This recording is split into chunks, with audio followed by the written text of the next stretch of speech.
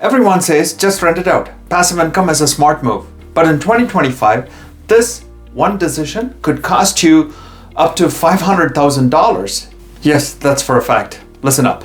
Today, I'm going to go against the grain because turning your home into a rental isn't always a win. And most homeowners do not realize the massive tax consequences until it's too late. Now stick with me until the very end. I'll show you the real numbers, the real consequences, and a better alternative that could save you a fortune.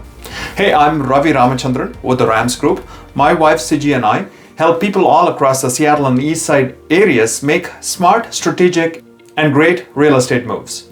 Now in this video, I'm breaking down why converting your primary residence into a rental might actually be the worst financial decision you could ever make, even if everyone around you says otherwise. First, let's see why people think renting their home makes sense. We'll start there. Now you might think, I can collect rent, I'll keep the house while it appreciates, I already have a low mortgage, and why not hold on to it, right? And a few other people rent because they are relocating. Others think it's a smart way to start building the rental portfolio. It could be one of these reasons. And look, there are times when this works, but most people don't weigh the cost of what they're giving up.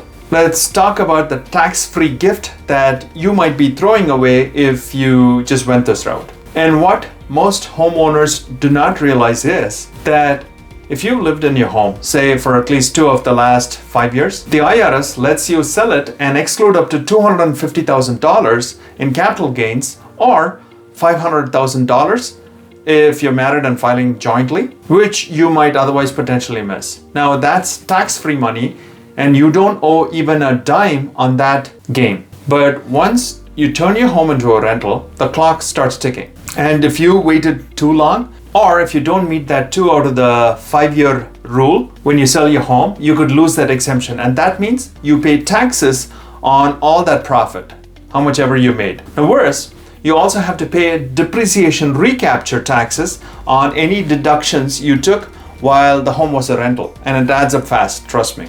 Now, with those gotchas aside, let's see why renting isn't as passive as you think.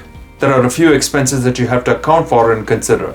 The hidden perks of being a landlord, if you will. To start, you got tenants, maintenance, repairs, risk of vacancies, and Washington, moreover, is a tenant-friendly state as well. I have included an article in the description below that talks about states which are landlord-friendly versus tenant-friendly and how that could potentially impact you when dealing with rentals. So suggest reading it up. Now back to the story. As a landlord, you're responsible for the upkeep, taxes, insurance, and potentially a property manager and those related expenses as well. This isn't a set it and forget it investing. It's hands-on and it's not for everyone, let's be honest. And that said, a better strategy most people miss would be to see if your home is appreciated and you still qualify for the tax-free capital gains exclusion.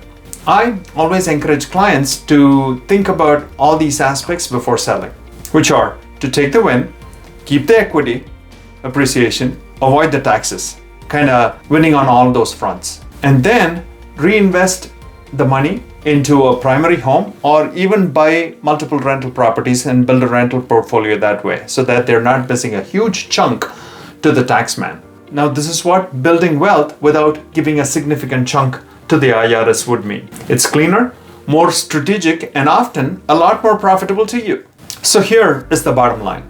Yes, renting can work, but if you are about to walk away from $250,000 or $500,000 tax-free opportunity, ask yourself, is it really worth it? If you are in the situation, let's connect. Feel free to DM, call, or even book into my calendar for an absolutely free strategy call. My contact information is in the description below. And also, if you found this video helpful, like this video and consider subscribing to our channel and hitting that notification icon so that you are on top of all the updates that we put out weekly. That's it. Thanks for watching, and I'll catch you on the next one. Take care. Bye.